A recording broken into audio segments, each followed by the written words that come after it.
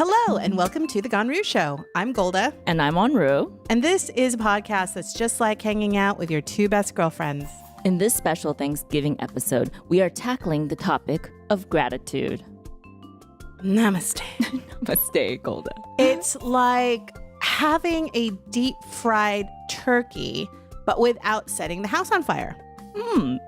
It's like having the calories not count for your Thanksgiving meal. That would be heavenly. Yeah.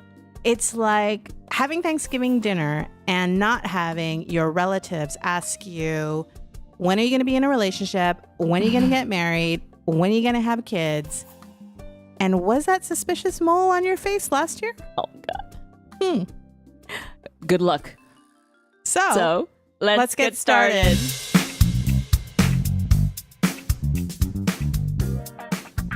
And now we come to our segment that we call Girl, what you been up to? Where we talk about each other's lives and what we've been up to this particular week. So, Wanru, what have you, girl? What you been up to this week? Well, as you may or may not know, my Myers-Briggs personality type is ENFP. I did not know that. ENFP. What does that stand for? It stands for extroverted, intuitive, feeling, perceiving. So for those of you who are familiar with Myers-Briggs, you are assigned 4 letters and each letter has 2 versions. So it could be an E or an I, N or something. Anyways, you can just Google Myers-Briggs. Yes. But I'll describe to you my personality type. Sure. And what's your Myers-Briggs? ENTJ. Oh, because there's the letters, but what's the prototype for that? If I wanted to use a Star Trek analogy, Yes, I would be Jean-Luc Picard. Oh my God. With a sense of humor. And way more luscious. Yes. Thick, luscious hair. Thank you, and Styler. So you be the level-headed leader. Yes. That's what they say. Okay. I'm going to go to another one, maybe Star Trek, The Next Generation. I don't know which one. There was a bartender that was like a weird alien. Oh. That's not Next Generation, right? I was thinking Isaac, but that's the Love Boat. Yeah. No, That's the perfect. different. Perfect. That's the wrong show. No, it's the wrong show. Perfect analogy. I am the Isaac. I'm like the fun guy. Or I'm Julie the cruise director. Was that? Yeah, Julie the cruiser. I like both of them. Correct. And both of them are probably ENFPs in the Myers-Briggs personality test. So we're just fun-loving people. We lead because of fun and enthusiasm. However, there is one dark trait of the ENFP. Oh, what is it? Which is that if they don't have good morals, they become master manipulators. I know. Yeah, because we understand human behavior and we're likable. If we have bad intentions, we can make people do things that we want. Interesting. And I've been manipulating people left and right at my work. How so? For my own enjoyment and my own pleasure. Because, like what? What do you do? So what kind of manipulation? Girl, what kind of manipulation you been doing? I like to eat junk food and sweets and various foods. And I convinced somehow, I don't know how, I got 6 people to bake 6 different brownie mixes and bring them into work. And then we cut them up and we sampled them all. And without having to spend a dime or even really bake a brownie, I figured out not only did I eat 6 delicious box brownies, but now I know which one to get if I ever want to buy it without having to spend a dime. What? Mm-hmm. Wow. So you are what I'm hearing is you are a frugal manipulator. That's good. At least it's not for evil. It's not for evil motivations. It's just for saving money and eating. And that's eating. Not bad. Those are bad motivations. That's not bad at all. Well, let me tell you, fine. It's okay, right?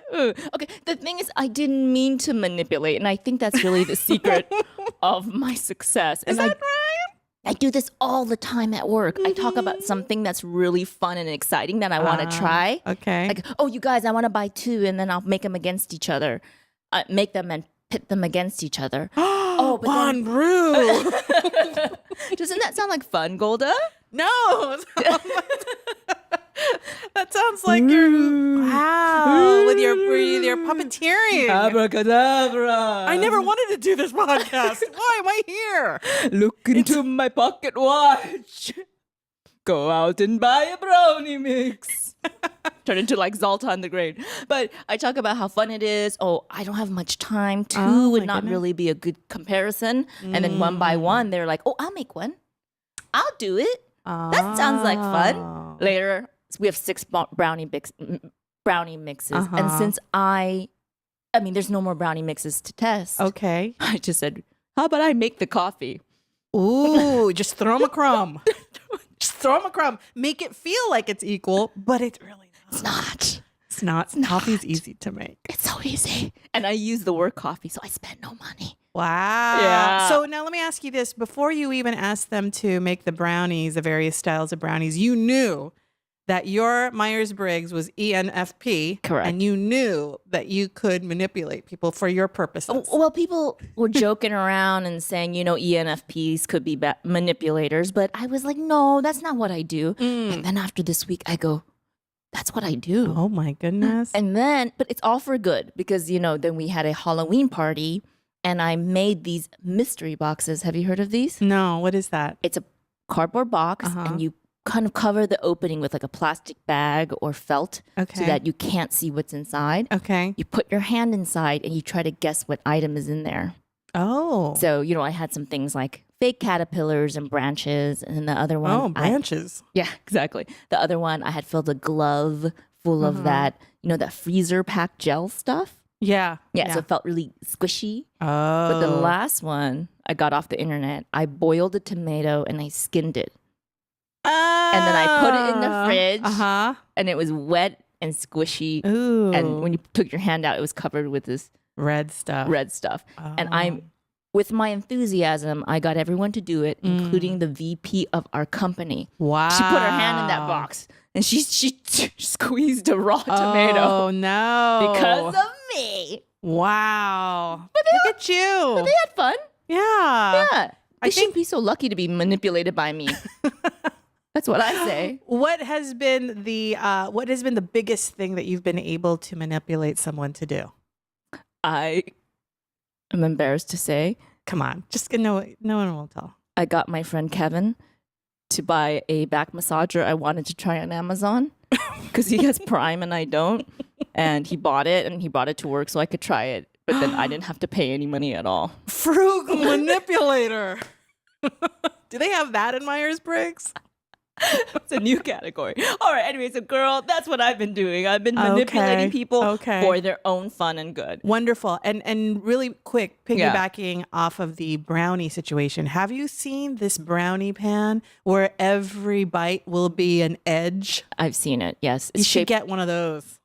I think I saw it on Amazon. It's shaped like an S. So yeah, it looks like a maze. Yeah. It looks like a maze. And then you just pour the brownie mix in there. And it's for those people who like to always have an edge in their brownie mixes or brownie bites. I actually like the center parts. Me too. Then why did you tell me to get it? I don't know. I don't know your life. Are you trying to manipulate me?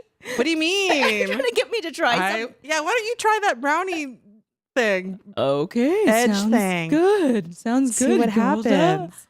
That sounds like a great idea. Walk off a cliff. No. I'm a lemming. No, you're not. All right. So, Gola, Yes. what have you been doing? Girl, I've been decorating for the holidays. So my girl, what you've been up to is I absolutely love Christmas. She does. I can attest to this. Love Christmas. And so the Christmas decorations have slowly but surely been making its way into my home. So every corner you will see a red, what is that? Red ribbon right there. Mm-hmm. You'll see, what else are we saying here? Garland, lots of garland, lights. I'm looking at a acorn cushion. Yeah, an acorn cushion. So all the things that you would, but little by little, I mean, I'm not crazy. I'm not crazy, but they're little by little, I am bringing out things to decorate. I've even busted out the holiday plates. You know, like you have special holiday plates that you serve like for the holidays. I have that busted out. Started to use those. So, and interestingly enough, I did read an article recently that said that people who decorate early for the holidays tend to be the happier population. I thought you were going to say happiest.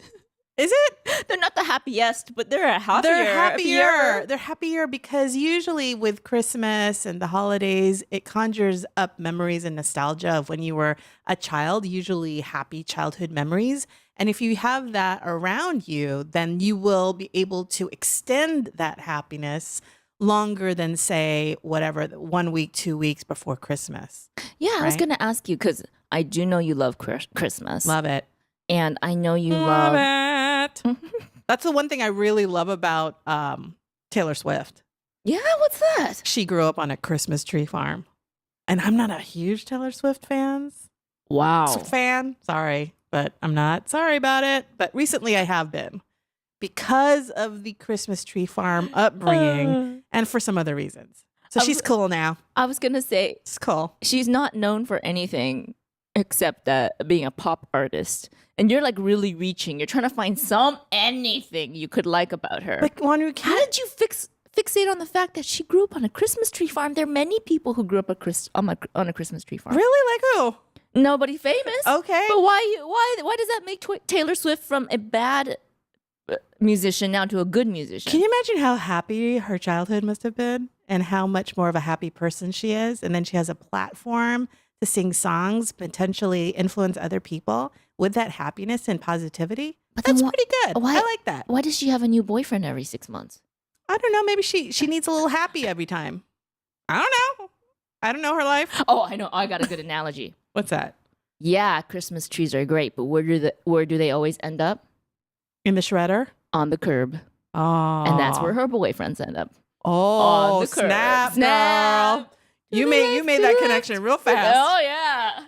Yeah. No. Okay, but no, truly, Golda loves Christmas. I do. And it's because of your... Childhood was beautiful and lovely and very, very happy. And and I just love that. And I want to continue with that. And as such, I have bought up most of the Christmas decorations within a 5-mile radius at places like TJ Maxx, Ross, Marshall's. I haven't gone out for you yet, Macy's. But I'm coming for you. Good luck to any people who live around here. You will not be able to find anything. No, nothing. You'll just find a pine cone that's broken in half, and that's all that's left. You're going to find like one piece of tinsel like on the ground. No, you're not going to find anything because I bought it all. All the good stuff anyways. Yes, it's all in my house. All that's going to be left is the Kwanzaa and the Hanukkah stuff. So good luck. Exactly. Well, I am not opposed to it. I think it's great.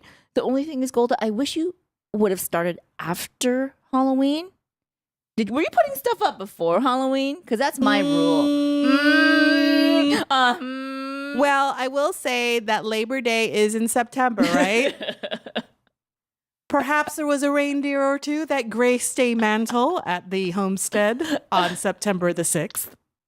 But, I like to ease into it. Yeah, ease into it. Little things here and there. And does taking everything out give you like a little happiness and a little nostalgia? Yeah, it's interesting because when I pack stuff up after the holidays, right, it's all packed away in boxes. And then when you have to bring it back out, it's like Christmas and it's like a birthday. Like you're like, ooh, what's in here?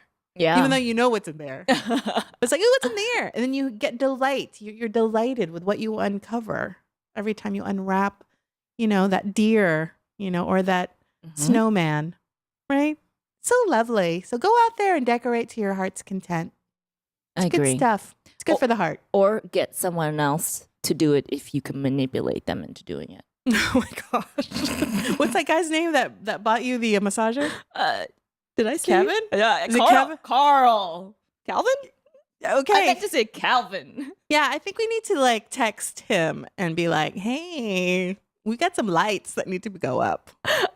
I think I can make him do it. All right. Do you want him to come next week? Yeah, let's do it. Let's do it. Tomorrow. Sounds good. So that is the Girl, what have you been up to? So it's Thanksgiving here in the United States, which means turkey, eating, gathering, football, Gas. Flatulence. Indigestion. Uncomfortable conversations with family members. That you really don't want to see more than once a year. Extremely warm weathers.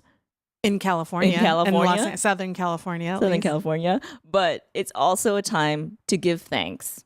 So Yes. Golda and I, in preparation for Thanksgiving week, actually decided to do 1 week of a gratitude practice. Woo! And I'm exhausted. I am tired of giving thanks. That was the longest week.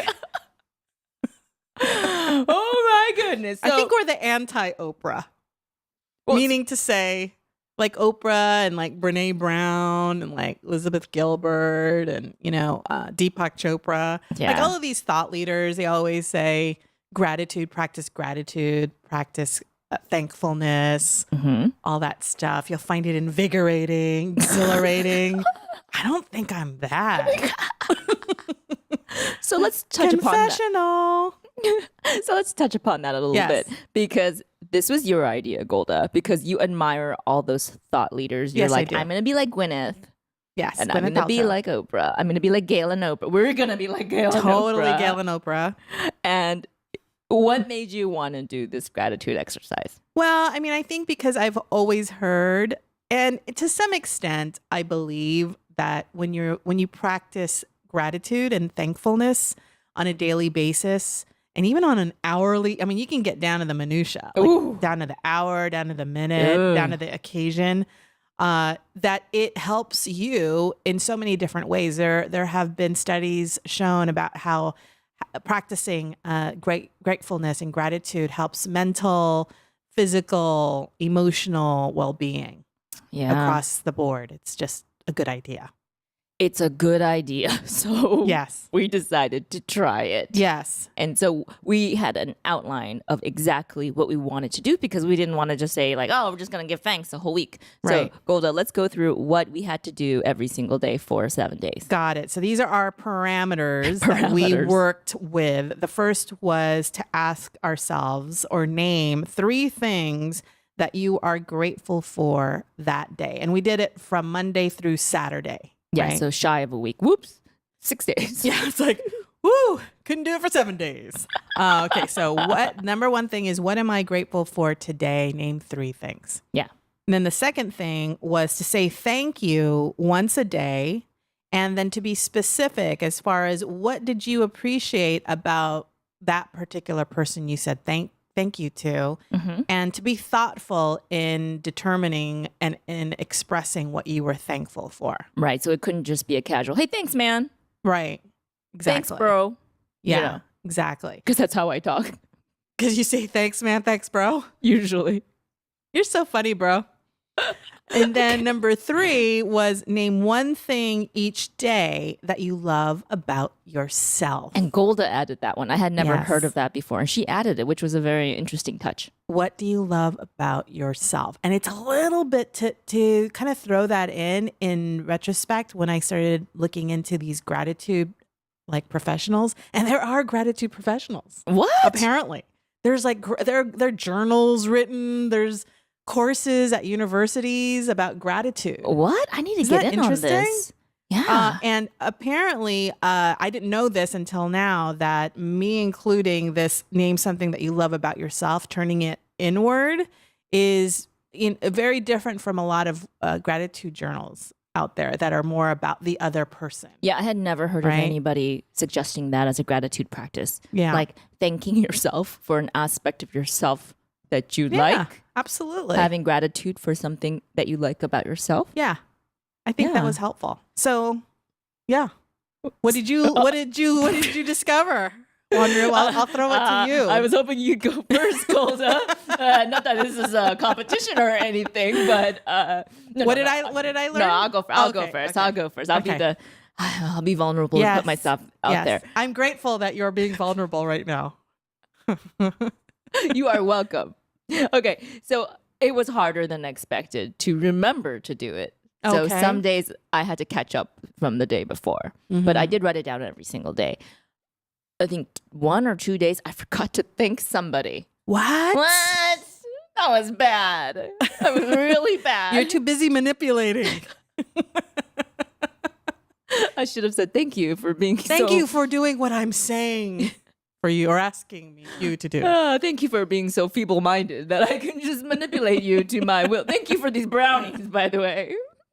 I'm sure you did, but you just didn't remember. Yeah. No, I realize that overall I do thank people all the time, just casually. But this practice was to provide a specific way to thank someone and making it really meaningful. Yes. So I didn't do that every day. So it was, number one, I found it hard.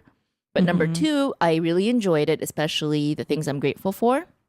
And I actually got a lot of value about I got a lot of value out of the one where you write down something that you like about yourself. Oh, tell me. Because I never really considered that I had good attributes. Oh, really? I know that sounds weird, but it's weird. I just don't really evaluate myself that much, either in an overly critical way or in an overly positive way. If anything, I veer towards the critical.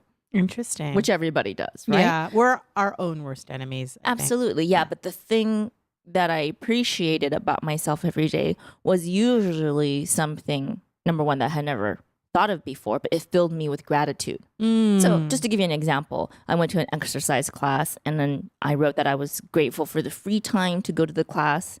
I was grateful for my able-bodiedness, that I was still like in good health to be able to exercise. And then also that my foot was bothering me a little bit, but it had healed in time for the exercise class. So I was grateful for my ability to heal. And then the thing I loved about myself for that day was that I was willing to challenge myself physically. And I was like, and all those things reminded me of how grateful I was that my body was still supporting me in the things I wanted to do. Right. So it's all tied together. The things I love about myself tied into the things I was grateful for. So overall, I really enjoyed it, even though I wasn't perfect in this exercise. Oh, that's great. Yeah, That's yeah. great. What did anything? What did you particularly enjoy? Like, did you learn anything about other people? Well, when you thank them, Yeah, it makes a huge impact on them. sure. Why do you think that is? I think people are seeking acknowledgement and connection and every day. And when you thank them, it's almost like I see you. Not only do I see you, I appreciate you. You know, one of my coworkers, his name is Not Kevin. not Kevin. Although I actually, it's so funny because Kevin is one of my closest friends at work, but it's actually another guy named Philip. Okay. Okay. I'm just going to say his name. Philip. Hi, I'm talking to you. Philip. I was wondering if I should use a what do you call it? Pseudonym, alias? Yeah, no, but I'm going to go for it because Philip is so fun and I think he'd really appreciate this. Whenever I'm at work and it's just like the dullest moment or there's something awkward happening, Philip will just barge in with 100% energy and be himself, and he just starts joking around. And just by being him, he lightens up the mood. Yeah. Yeah. And It's a gift. That is a gift. it's a gift. And just by who he is, he's always giving us a topic of conversation. So we don't have to talk about other more boring things. We just kind of talk about him and what he's doing in a very fun way. So I said, Philip, thank you for being you. You always lighten up the mood. This can be a dull place to work, but you charge in with so much energy and good energy, it lightens it up. And he was really appreciative. Did he look shocked? No, he said, thank you so much that you actually appreciate that and like acknowledge that about me. Not everyone likes what I have to offer. And how did that make you feel to hear that coming from him, that acknowledgement? Well, because he's an ENFP and I'm an ENFP, we were just sort of patting each other on the back, like, you're great. No, you're great. No, you. But whatever. We had a good little bonding moment there. Okay. And okay. Luckily, he will continue to do that, and it'll encourage him to do it more. Did you say it in front of other people or just to him? No, one-on-one.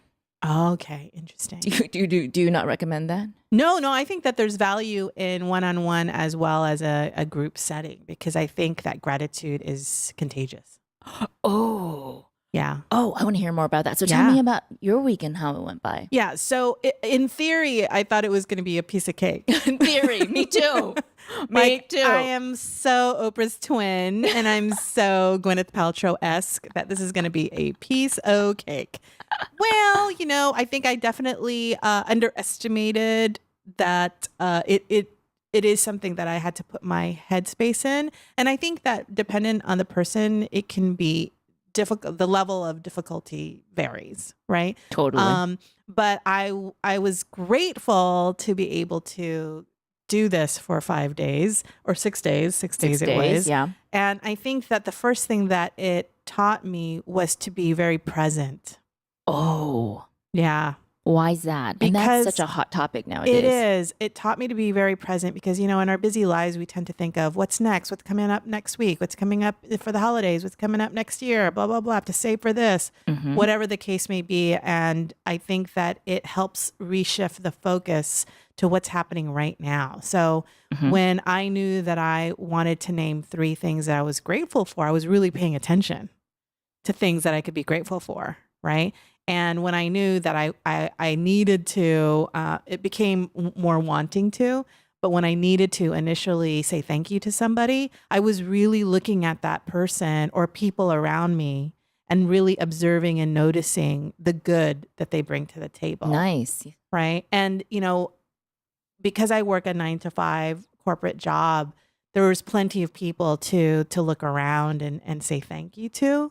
But I would say for those folks who, might be entrepreneurs or might have, freelancing gigs or something like that, you can do this with, people you run into the street or going to the store or getting gas, whatever the case may be. And so, yeah, I mean, and lastly, when coming to, I think like you, being able to acknowledge and be thankful for something that you particularly are grateful for about yourself, your personality, and all of that. I really like that. Maybe because my love language is affirmation. Words of affirmation. I like saying it to myself. You're like, even if the words so great. come from myself, I really like it. No, I think it's important because I here's where it gets really deep here is there are studies that have been done where they say that if you practice gratitude towards others, the focus is on other people initially, right? But then you see, like with Philip, right? You see the reaction that you get from people that you've expressed gratitude for. And then they in turn will fuel you. And hopefully the cycle will just continue. Yeah. So it becomes, a win-win situation for everybody. And I loved that. I feel like actually that the reason I was able to be grateful for what I did and what I contribute is because I first was grateful about the other person. That's kind of how my practice went too, which was I was grateful for the things or the people in my life. And that led to the thing that I was grateful to about myself. I guess it's like that saying goes is first give to others before giving to yourself. Is that what it is? No, I thought you were supposed to feed yourself before. Is that what it is? Because you can't nourish others. Do unto others. Nourish. Anyway, there's a saying out there. Oprah said it. I don't know. Put the oxygen mask on yourself, right? Yes. Right? I think that's airplane protocol. Correct. And it became, safety airplane protocol. It became a metaphor for life, which is you must nourish yourself. Is that what it is? You can nourish someone else. Oh, I thought it was save the other person first and then save yourself. No. Because if you're a mom and you have a kid, your first instinct is, I want to save my kid. But if you pass out trying to put the mask on, that person or like your kid doesn't have the skills to put the mask on. So you're like, I've got more skills, so I've got to put it on while I still have consciousness and then put it on your children. Okay. Yeah. All right. So in this case, don't feel bad about saying great things about yourself. About yourself first. Because you got to feel good about yourself yes. before you can even begin to appreciate the great things about other people. Yes. Okay. No, Is that a good analogy? I like that. And I think that dovetails nicely into the question I had asked you, where when you said all those nice things to Philip, was anybody around? And you said, no, it was just one-on-one, right? Okay. So here's the benefit of being able to acknowledge someone publicly. Yeah. Did you have with a that, group. Did you have that experience? Tell and me. not only that, but I witnessed it from somebody else that did it and didn't know that I was doing the social experiment. And I was paying attention to what they were doing and the effect that it had. So as a bystander, I saw the effects of. So someone thanks someone else because of you? Because of it following your example? No. Oh, well, I don't know. Maybe. I don't know. But in a team meeting at work, maybe actually, now that I think about it, because I did acknowledge someone publicly during the team meeting. And I think that spurred another person to also publicly acknowledge other people that weren't even in the room, and being thankful to them. So I think that gratitude is contagious. And I think it's a form of positivity out there. Mm-hmm. And actually, studies have shown also that practicing gratitude daily, mindful gratitude, is also helpful with anxiety and depression as well. I can see that. Yeah. Because you're focusing on other people versus what you're experiencing for yourself. Mm-hmm. It's one tool as well. Yeah. So obviously you thanked people in a group and that was contagious. Mm-hmm. Do you have any other examples of people you thanked and the reaction that it had? Yeah, I think that in a work situation, for example, I think that we take it for granted. We go through the day to day, and sometimes it might even be the same things day to day. Sure. Right. And so it's sort of a given, like, of course, I'm thankful that you handed me that beaker or whatever. Right. Of course, I'm grateful that you sent that email, whatever. But to actually take the time and say, I'm so grateful that you're on this team. You bring so much to this team that nobody else does. And these are the things that you bring to this team. I think that's really special. And to your point, I really believe that people really want connection. Yeah. And acknowledgement. It's so funny. It's not even about the thank you. Yeah. It's about I see you and being together in the moment. June, I see you. Everything goes back to the Joy Luck Club.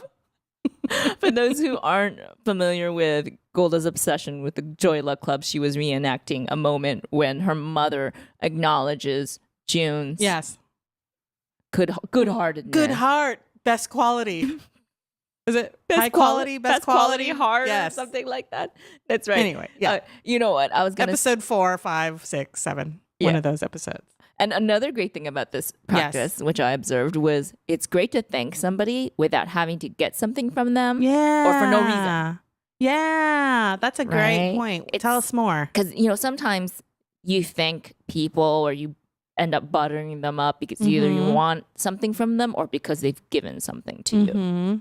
And I think it's nice just to say thank you for like nothing. So one of my thank yous was I called my gardener, who was a very, very hardworking person, and he had changed a portion of our fence, which, we had agreed to do. I'm paying him to do it. It's a contractual thing, right? Yeah. And I called him and I said, I left a voicemail and I said, you don't have to call me back, but I just want to thank you for the great job you did on the fence. Aww. And I looked at the older part of our fence, which you had also changed like 5 years ago, and it still looks fantastic. The two are very comparable, and I just want to thank you for the great job you did. And I know you always do, but, it's very clear to me now today. Yeah.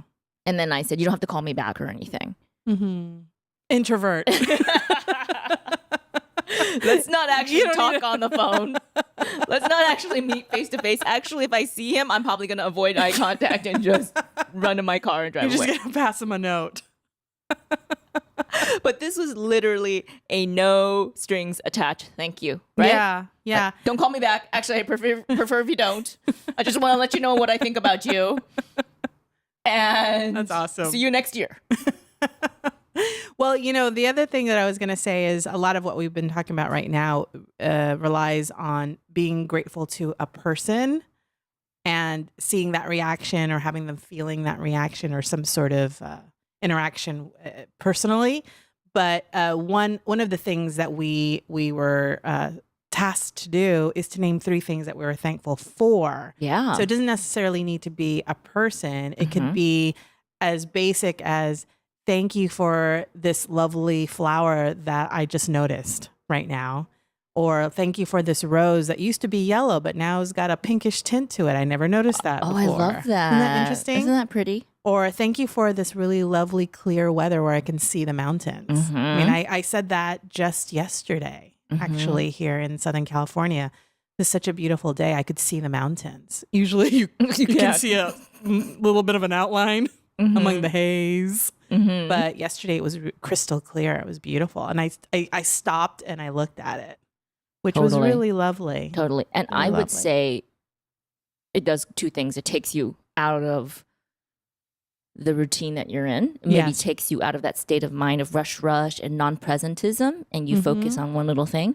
And I would say, although I've never suffered from depression or any sort of really, really down mood, I think it's hard to feel good about life sometimes. So if you can start from the smallest thing, you can build up your appreciation maybe, and maybe it'll help you lift your mood. Because it's really hard when you're really depressed or it's a really rough time. Like I have a coworker whose father passed away, and every day it's hard for her, right? Sure. Yeah. So it's hard to practice gratitude when you're in that state. But if you can start from the smallest thing, like this coffee's really good. I really like this Colombian medium roast. You know, just the smallest thing. Or like, oh, you know what? My toes feel good when I flex them when I wake up in the morning. It may be that little thing that'll help you take you out of that state. And you can start small. That's another thing I would say is gratitude doesn't have to be huge. It doesn't have to be leaving a wonderful voicemail for your gardener like I did or thanking Philip. Right. It could be as small as, I like the way my Christmas bows look on my lamps. Yeah. The Christmas bows really put me in a good mood. Those small things build up on themselves, but you have to give yourself an opportunity to do it. Yeah, exactly. I think that that's a great point about being able to build from the small things. You know, just so you know, Ralph's, my favorite grocery store, just started carrying very specific holiday creamers that you could add to your coffee. I love them. What flavors? Coconut pepper. Peppermint, mocha peppermint. Is that what it is? What? It's like, Mocha pepper? Is that sounds what it is? delicious. Is it peppermint mocha? Peppermint mocha. Oh, that sounds Peppermint mocha. delicious. Doesn't that sound great? Yeah. So I was very thankful for that. They also had pumpkin spice creamer, which I was like, I'm practicing gratitude, even though I'm not going to get it. It's really, I don't like But this flavor. thank you. But thank you for Thank you offering so it much. for other people who might want to drink this garbage, but it's okay. Yeah, It's okay. thank you. No, just kidding. I love the pumpkin spice creamer. International delights. I was going to ask you one, Rude. There is a thought out there that the energy that you feel Yeah. is the energy that you're putting forth out into the world. Do you believe right. that? Do you believe right. that to be true? That the energy that you feel and that you are, the frequency and that your feeling has, that you're showing and putting forth out into the world, that has effect. Do you think that's true? Thank you so much for bringing this up, Golda. This is the You're whole welcome. point that I forgot to talk about. Thank you for acknowledging that. Oh, I'm filled with gratitude for your mental awareness and your bringing that topic up. Yes. Thank you for continuing with this thought process. Oh, you are welcome. And thank you again for that. Thank you. Yes. Okay. Were you going to say something about that? No, Yeah. I've completely lost my train of thought. Okay. I was so in the moment of gratitude. See? About the energy, the frequency. Yes. Yeah. Actually, a lot of people who suggest practicing gratitude, they say to do it because when you're in a thankful state of mind, more things will come to you. Because imagine if you're getting a present every day, you're like, my God, I'm getting presents every day. I'm filled with happiness and gratitude. You know, and they said that rather than having a lack mindset, you should have a mindset of abundance and gratitude that everything comes your way. And that frequency or that energy will actually attract more things for you to be thankful for. What do you think of that? Interesting. I want to say that I read an article, but I don't know how legitimate this article is, just a little caveat there, about Einstein saying it's a law of energy. And that falls into play there. Like it's not just it's not just and it comes down to emotions and feelings, and intention is energy. And that there are consequences, to that energy that is put forth out there. Do you ever notice how you come into work? I always do this little experiment with myself because I think it works. Okay. Which is, let's say you come into work and you're in a blah mood or whatever. But have you ever, while you were at work, gotten really good news about something? So for example, sometimes, yes. Right? Like I'm at work and I'm feeling blah, blah, blah, blah. And then my doctor calls and says, great news, your labs are so awesome. That lifts up my mood the entire day, and I'm in a good mood the rest of the day. Right? So I feel like it can. It can. I mean, I don't know if that's just news or what, or how your emotions can really dictate how you are. And then in consequence, or, as a result, it can affect how you relate to other people and how you treat other people, and how they will treat other people after talking to you. And I think that we're all kind of connected in that way. Let me ask you, so after you got the good news and you're in a good mood, and you're going around work, did you notice other people being more positive too? Yeah. People want to be around positive people. People want to be uplifted, I feel. But then there's some people that probably are like, get away from me. Get away from me. I can't stand that energy. But for the most part, I think it's a welcome energy to have. What do you think? I think that regardless of whether you believe in the energy or not, you can be the good news that people are dying to hear. Okay? So you don't know what people want to hear. Like, GM stock fell 2 points. Okay, that's not good news. Right? You don't know. This was a horrible example. The Prius has not been recalled. Yay! Okay, all right. You don't know what good news people want to hear, but by practicing gratitude and thanking them, you are definitely changing their energy in a positive way. Yeah. Just like reading something good or hearing something good, getting thanked and being acknowledged will instantaneously lift that person's mood. Right? As a comparison, the thing that pops into my mind is whenever I see puppy videos. Oh my God. Immediately, I'm in a good mood. Oh my God. Okay. Immediately. So this is going off topic, but oh my God, I'm so into this. So I noticed that I would watch one of those dog rescue videos every day, or like kitten rescue videos, or baby calf stands for the first time. I always watch these videos because it's my hit of oxytocin, that hormone that makes you feel warm and cozy. Yeah. And I realized I was watching it not only to just distract myself from all the work I had to do, but it does give you a warm, fuzzy feeling inside, right? Sure does. But back to the gratitude practice. It's a great way to do that for someone else, or for yourself, actually. Or for yourself. Yeah. Absolutely. These are tools in your toolbox, I think, in terms of leading a more positive, happier life. Yeah. So let me ask you, do you think you will implement this in the future? I think so. And I feel like instead of it being, I think that there are folks out there that actually have journals that they write every single day. I think there are journal specific notebooks that say, what are you grateful for? And they have, 4 lines next to it. All of those, depends on how what floats your boat. But I definitely feel like to have a very structured way to do it puts you in that frame of mind. So there's some value in doing it more structurally versus like, I'm just going to practice gratitude. That's going to be a little bit touch and go, I think, versus having a more structured way to do it. So, I mean, I'm going to keep going and just continue to do it just because I like it. Yeah. I think it's a good practice. Yeah, I think so. How about for you? I don't know if I'll write it down every single time. I will definitely do the thanking. I realize that I thank people in general. So every day I had no problem thinking of a time I thanked people. But where I said I failed is I didn't find a really specific way to thank people. So I think that's what I'll implement, which is I'm already thanking people. So try to find a more meaningful way to thank them. And then I'm thinking of, instead of writing down the things I'm grateful for, just maybe putting a little reminder someplace, maybe in my office or someplace, or maybe at home, maybe on the refrigerator, someplace where I'm usually rushing and not really being mindful.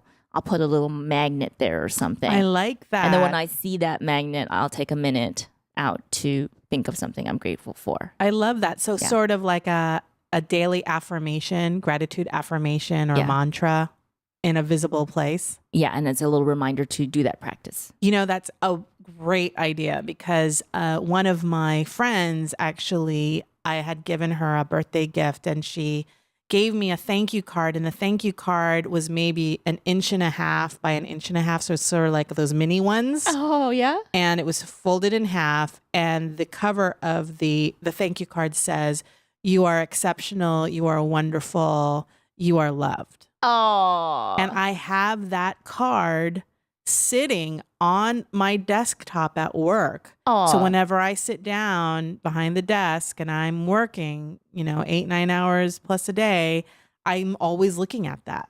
So it's a nice reminder. I think there's something to that, those subtleties that you see all the time. So that's a great takeaway. And I think that's something that people out there can practice almost immediately. I just thought of this. A good place to put something might be in your car. Because we spend so much time in our car. Or in traffic. So have a little thing hanging from your rear view mirror or a little thing you stick to your dash. And when you look at it, you go, all right, well, I'm in my car. I can do my gratitude practice now. Or in your bathroom mirror at home or right by the door that you exit to go to work. That's always nice too, right? All different kinds of places that you can put. You can even, I think there are even apps out there that'll pop remind up, you. Right? That'll pop up every couple of minutes or so. Yeah. Okay. So since this is the last day, today would be the last day of our week. Yes. I would like to take this time to say, Golda, I'd like to thank you for initiating this podcast. Because thank you. Not only has it been super fun, I've got to know you so much better. Lovely. And I've got to know our producer, Gertie, so much better. Yay. And I've learned all about ring lights and box lights and microphones and times of day, sunlight equalization. I've learned so much, and the best part is seeing you guys every week. And I'm lovely. so grateful to you. Wonderful. Well, I right back at you, all of those things. Yeah, you can't top that because I thanked you first now, so you can't thank me anymore. And now I have to bake our brownies. Yes. Yes. So here's a little back door to this. Oh no! Don't use gratitude just so that you can get people to make stuff for you. What kind of brownies are you going to make? Gotta be authentic with the gratitude. I like double chocolate chunk, Golda. I'm just saying. I love Wanru. I love you so much. You know this, and I'm constantly grateful to you as well. And it never ceases to amaze me everything that you bring to not only our lives here, but also to everybody else's lives out there. And, people that we meet off the street. And, I've seen how you are with your family and your squad as well. So, my squad, thank God Wanru was born. What? Because we would be different people today. That's for sure. That's for sure. That's so sweet. And thank you to our listeners. Yes. Thank you, everyone who has been listening so far. We've come to a really momentous time in our podcast life cycle. We love to hear from you. We love all the wonderful things that you've had to say about us, and we love engaging with you. Thank you for your support. It means the world to us. Yeah. And if you want to send us anything, bake us brownies, we thank you ahead of time. Here is a segment of products we love. Someday this will come true. Dream sponsors. And now we have arrived to a segment that we like to call Dream Sponsors. And for those of you who don't know what Dream Sponsors is, it's basically, these aren't really our sponsors. No, they're not. These are companies or organizations that we have tried and tested and approved. They get the Ganru thumbs up, and we want to share them with you. We don't get anything for this, no affiliate program, no sponsorship, no nothing. We just wanted to share these great organizations with you. So, Wanru, what is your dream sponsor, or who is your dream sponsor for this week? Well, as you know, I have tried 6 box brownie mixes. Yes. And by the way, in general, box brownie mixes are getting really good nowadays. Oh. Yeah, it's like just dump it in a bowl, add eggs and oil, and you've got yourself a delicious treat. But I wanted to know which was the best of the best. Yes, that you had manipulated your coworkers being an ENFP. Nothing is as tasty as food that you've gotten for free by the skills of manipulation that you were born with. But you know what? Your manipulation is actually serving the better good, because now you can share with everyone here Exactly. which brownie mix won. Yes. Which brownie mix was the best? They're the best, and that's why they're my dream sponsor. Okay. It is Ghirardelli. Specifically, the Really? Ghirardelli double chocolate brownie mix. Ghirardelli double chocolate brownie mix. They make a variety of Okay. them. As a matter of fact, I realized by looking online, they make a triple chocolate brownie mix, which now I'm dying to try. But from what I've heard, all the varieties of the Ghirardelli box brownies are really good. The one that won at my company was the double chocolate brownie mix, which is only $1.99 at Target. Wow. It's nuts. Can't get any cheaper than that. It really cannot. And as a matter of fact, my friend Ken used to work for a judge, and because he's an attorney, and this judge would bake brownies every single week and bring him into work. Aww. Isn't that nice? That's really lovely. It's just like a way for people to like drop by his office and chit chat. You know, what a great way to practice gratitude for your coworkers, right? I agree. With a little gift like that. Absolutely. And he said they were the best brownies. Everyone loved them, and everyone thought he made them from scratch. But my friend came from a box. Yeah, my friend Ken got the secret out of him. He said they're just the Ghirardelli box brownie now, mix. what kind? Everybody has their own favorite as far as what they like in brownies. Like for me, for example, I like chewy brownies, and then some people like cakey brownies. Those people are psychopaths. Just buy cake. Who likes Don't a eat dry brownies if you want it to taste like cake. Yeah, Just buy exactly. the cake. What kind of psychopath likes a dry, cakey brownie? It by definition is something else, right? Yeah, exactly. So we're on the same page here. We you are. like the chewy, chocolatey, fudgy brownie, but with a crust that's well defined, right? It should have a nice top, paper thin sort of layer. Like it should look like a sheet of paper on top. Oh yeah, the film. That's kind of got that little film. Because it's going to be a teensy bit crunchy before you get into the moistness. Exactly. That's the strategery. Oh, God. The brownie strategery. You are just describing it perfectly. And the bottom should be dense and not like soggy. But the middle should be chewy and fudgy. Yes, girl. And literally, yes, girl. Man, she's getting into this. Ooh, let me slurp up some of my salivation that has escaped from the bottom of my mouth. Exactly. And the Ghirardelli mix, you cannot F it up. Literally. My coworker said, I don't even know if I baked at the right time. I stuck a toothpick in there. I don't know. He wasn't really... Easy breezy. You don't even have to mix it that long. From what I remember about brownie mixes, because I'm keto. I've got to do the keto diet. Right. But you just have to use a fork. Right? And then you just kind of swirl it around for like less than a minute and you're done. Exactly. It's so easy. And it's just like what? Eggs and oil? Eggs and oil. That's it. That's it. And you don't really have to measure those things even very well.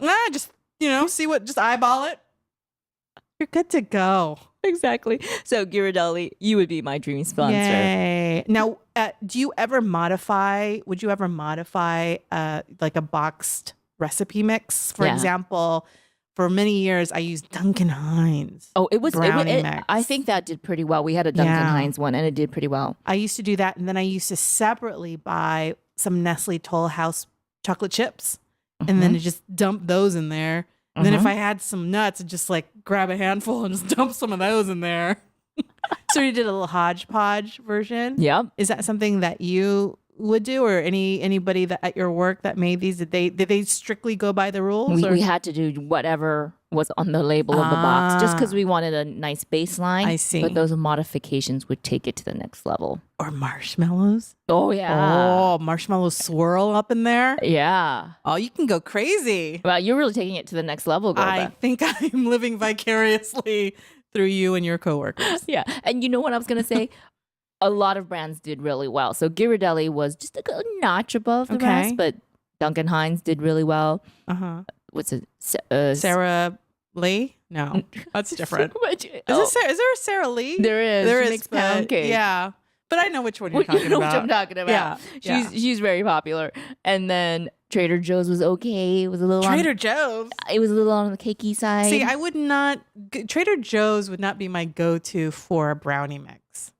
Why do you say that? They do a lot of things well. No, but they're good with like Trader Joe's is good for like the hipster stuff. Do not for the pesto, farfalla pasta, pineapple, pine nut, I don't know, sauce, spaghetti sauce, butternut squash soup. That's what Trader Joe's. Trader Nut Joe's. You go to your friend zone Ralph's versus the exciting Trader Joe's for your staples like a brownie mix, right? Yeah, makes sense. It makes sense. Yeah, that's true. So it didn't do so well. And Aldi, the German brand, did not do so well either. So it's a German brand. Yeah. But I don't think they eat chocolate in Germany. They do, but they don't eat brownies. They don't know what brownies are about. I think brownies are an American delicacy. Exactly. That's why. Like when I think about it, like when you've traveled a lot in your lifetime, when you've gone to Japan or Europe, I don't really see brownies as an offering in the bake shop. No, it's now becoming slightly more popular because Americans love it. But you know what I was gonna say? The reason why it's probably not popular in other countries is brownies are hypothesized to be a failed cake. Oh, yeah. What? Someone tried to bake a chocolate cake and it fell. It did not rise. Oh, it was a failure. And then someone ate that, an American, and said, "That's not bad. I can work with this. I can work with this." What's wrong with this? I like this. Like a Joey Tribbiani type. Did you remember the time? Is this still a thing? But do you remember how like people used to say, "Oh, muffin tops are the best part of a muffin." They sure are. The top part. And then for some time, I don't know if it's still going on, but bake shops were only selling just the tops of muffins and throwing the rest out. Is that still a thing? I don't know, but I want to go to a shop like that. Bring it back. Yeah. So Golda, what is your dream? Salud. Excuse me. So Golda, what is your dream sponsor? Well, my dream sponsor is sort of related to your dream sponsor of Ghirardelli. And as everybody out there, or maybe you don't know, I have a different way of eating where I don't eat any sweets or heavy carbs, rice, mashed potatoes, things like that. And so I look to makers and food companies where they're a little bit more ketogenic friendly. Ketogenic is what I'm currently practicing in the way that I eat.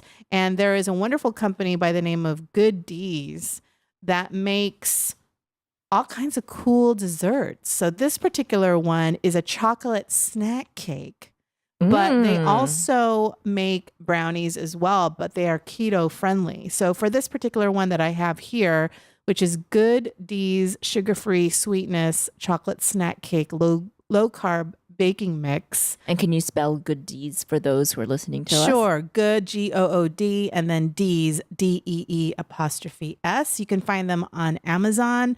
They also have their own website. We'll link all of that in our show notes. But, low carb, no sugar. It's gluten-free, sugar-free, soy-free, grain-free, made with sunflower seeds, no maltitol, which is that infamous, really bad fake sugar that actually spikes your blood sugar. Oh, does it? Oh. Yeah, so they don't include that. Really, really great company. And I would recommend that you check them out. Check them out. They're really great. I will say, though, that Good D's is not the cheapest. Okay, so whereas you are going to pay $1.99 at Target for Ghirardelli, Good D's is going to run you like $10, if not a little bit more, depending on where you get it. But it should last you a good long time, and it's really high quality. All right, question. Yes. It sounds good. Yes. It's low carb, 1 gram net carbs. Yes. Literally no sugar in there. Yep. Unlike the Ghirardelli, which is full of sugar. Yeah. And flour. How does it taste? I want to know how it tastes. Tastes great. Tastes wonderful. I mean, I think that, in our ketogenic way of eating, it has heightened a lot of our taste buds. Makes sense, yeah. So it tastes great. I mean, it tastes like regular cake to me, regular brownies to me. And this is the cake, not the brownie mix that you've tried, right? Yes, exactly. And they also have cookie mixes and other sort of baked goods. I think they have snickerdoodles. Oh, wow. I don't think I've ever had a snickerdoodle. I haven't tried that one. It's like like a cinnamon kind of like doodle. I don't know. The next time you make that snack cake, would you save a little piece for me? Yeah, of course. See how easy? You see how easy?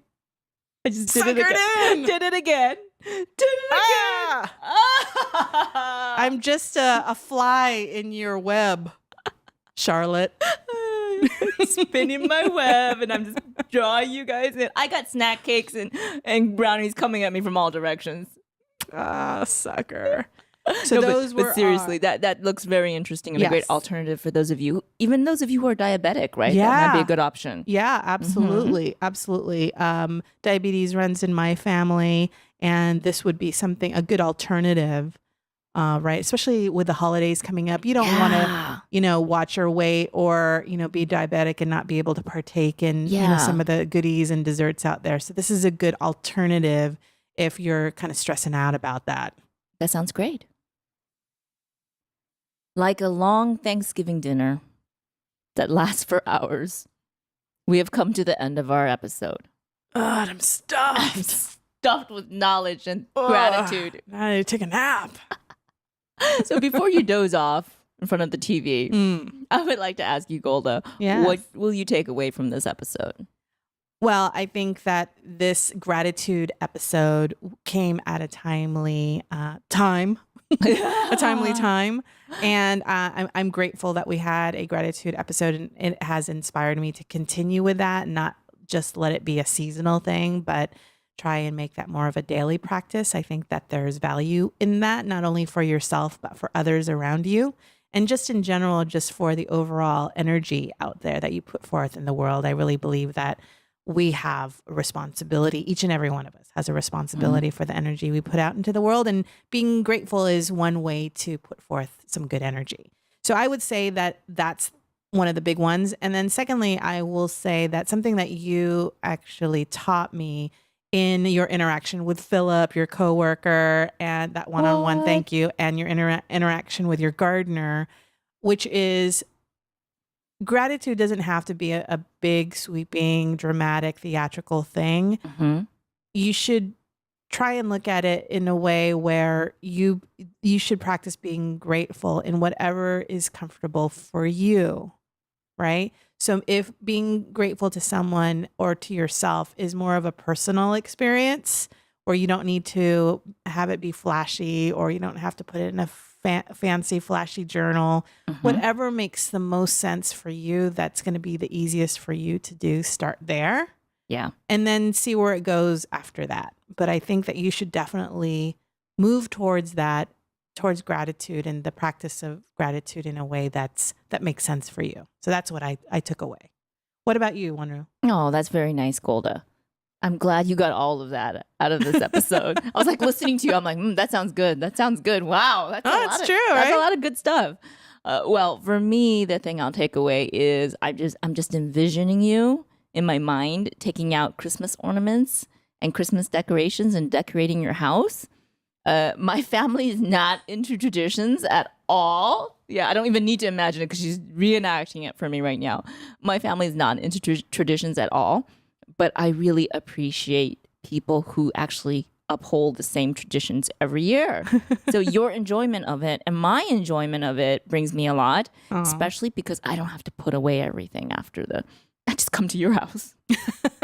Yeah, you're more than welcome to come by and help me pack away this stuff. Oh, maybe it's time to call Kevin. And speaking of which, the second thing I was going to take away is I really need to call Kevin. I need to take that guy out to lunch. Yeah. And wait, you know what? I just thought of something. I've done so many things for Kevin.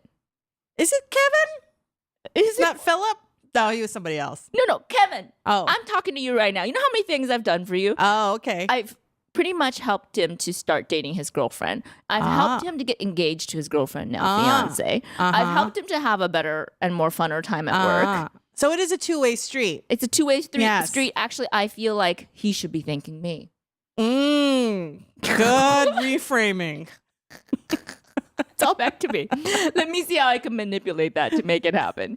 No, but seriously. Regardless, I think that's great that you're grateful to him. Yeah, that's true. I am. I honestly am. Yeah. Yeah, he's a very thoughtful, actually, and great friend. Yeah. And I'm sure he's grateful to you too. Everybody wins. Everybody wins in this scenario. See, that's the great thing about gratitude. Everybody wins. Yeah. And I think that's the takeaway for today. Absolutely. No one's ever going to say, I hate that person. They were so grateful to me. I don't think anyone's ever going to say that. You're just going to win every time. And if you are, I would say again, you're a psychopath. Yes. Back to my psychopath thing, right? Yes. So if you see someone who's not grateful and is eating a cakey brownie and enjoying it, not your tribe, man. be careful. Yeah. Around that person. Well, that was it. Oh, that's it for us. We hope you enjoy your Thanksgiving. We hope that you take away some of these practices that Wanru and I experimented with this week and apply it in your own life. If you like what you have heard today, what you've watched today, just a kind reminder, we are not only available on every single podcast provider that exists in the universe, but we are also available via YouTube. So if you want to check us out, see what we look like, see what our microphones look like, see what we're wearing, see how much eyeliner I'm wearing, etc., please check out our YouTube page, subscribe to us, give us a review, tell a friend. We'd really appreciate it. We love all your feedback. We're also on Instagram and Facebook. We always try to comment when you guys comment. All your support is appreciated, and I'm filled with gratitude for every single one of our listeners. Yes, so thank you so much. Until next time, I'm Golda. And I'm Anru. And this has been The Ganru Show. Bye.